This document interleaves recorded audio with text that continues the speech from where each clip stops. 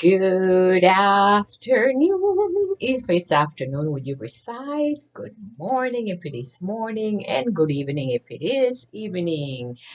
My name is Francis Mahan, and this video is about conscious dating online. In one of my previous video, I kind of mentioned something to the effect of dating during the pandemic. That was at the beginning of 2020. Right on March, right about the time the pandemic started. And everybody was so afraid of socializing, connecting with other people, not so much communicating because that is where dating online becomes very popular. We get to know people at a distance and communicate with them even before we contact them and make a meeting to meet one on one. However, because of the insurmountable amount of deaths during the pandemic and the danger that we were facing, many people, including myself, were not willing to take a chance to meet a stranger, not knowing their habits, if they were taking care of themselves, if they were careless, or if it was wise to do anything like that. However, today, they have lifted all the rules and regulations including mask wearing, and most people have had the virus shot. And the concern is not as high.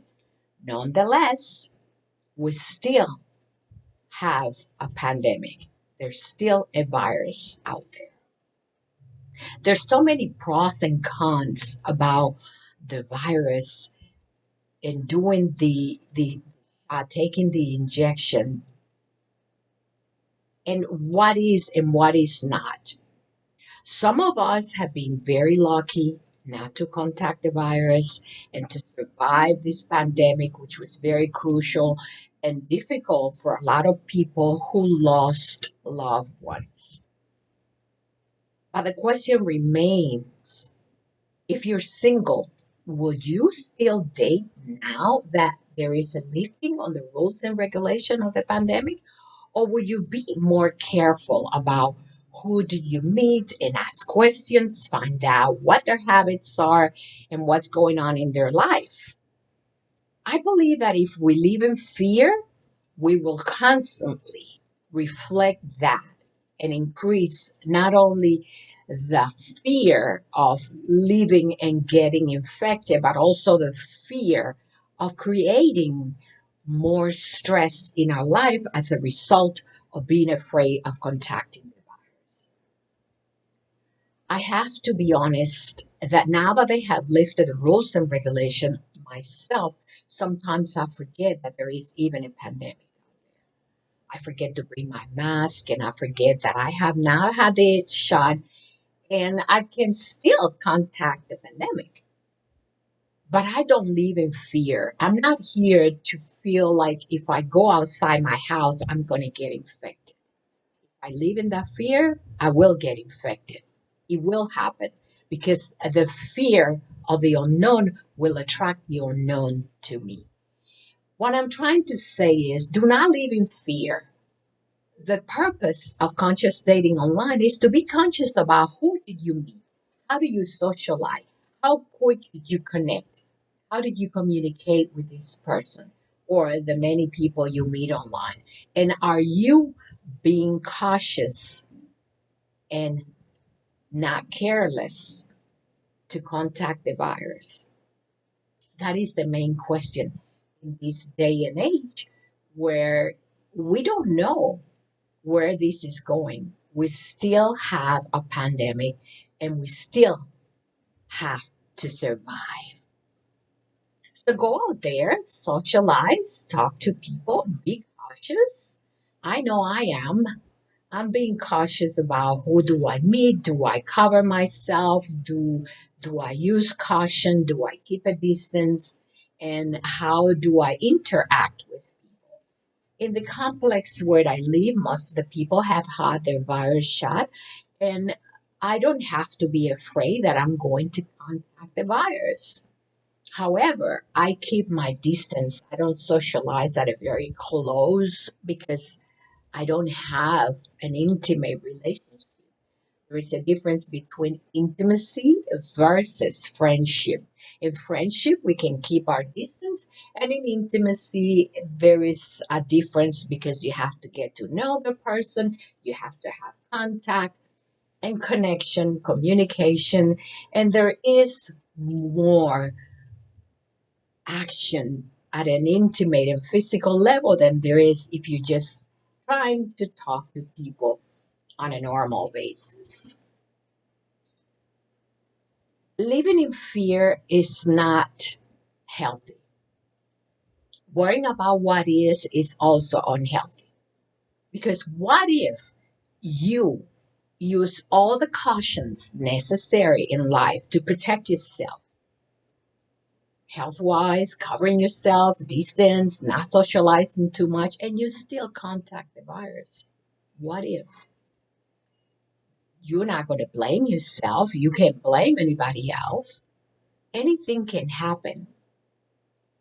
But if you're cautious and you know that you've done the best that you can, there is not even yourself to blame. It is out there, and whatever happens, happens. Living in fear is not the way to live. Look at it from the perspective that when there is war against one country and another, like the Arab world and Israel, people in Israel do not live in fear. They go out as normal, they socialize, they do what they have to do, they go to work, and whatever happens, happens. Imagine if you were to live in fear and leave yourself behind closed door all the time, which I've seen a lot here. Since the pandemic, a lot of people have created a separation among themselves and people in the neighborhood that they don't want to connect. That social activity and the possibility of even speaking to your neighbor has been limited, even today, after the rules and regulations have been lifted in California and most of the states. That is sad. That tells us that even before the pandemic, people had a problem socializing and communicating with each other. So dating online becomes sort of a way to figure out how do we interact with other people at a distance before we connect with them. And it even reflects the fact that there is a certain fear in our society today to communicate with others. Perhaps it is the fact that there is a lot of crime and you never know who you're dealing with on the other side until you communicate with them, get to know them, and understand where they're coming from, and vice versa. They know who you are, what you're looking for. Perhaps it is that. It could be the fact that society has become delicate and we are changing and people have changed and things are different and we have to learn to readjust to a new way of being because that is being created as we speak today with the pandemic. There is a new way of connecting with people. There is a new way of communicating with people. And there is still a distance among ourselves, all of us. It depends on your perspective about life and what is out there, how fearful you are, what is it that you're looking for, and how you intend to live the rest of your life.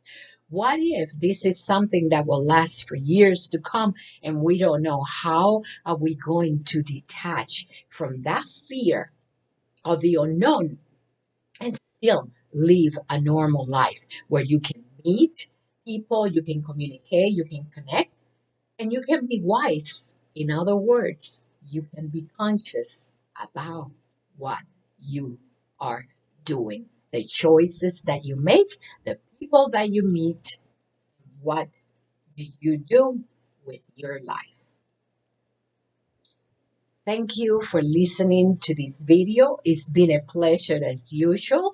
My name is Francis Mahan. Please share my video. I do not fear for people to share my video like some musicians that do not like for us to use their music and share video. Most people who do broadcast and do video recording do not mind having their video shared. Neither do I. Thank you and have a wonderful day. Love and light. Goodbye.